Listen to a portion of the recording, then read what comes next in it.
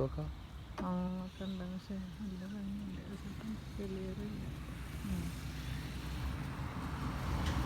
video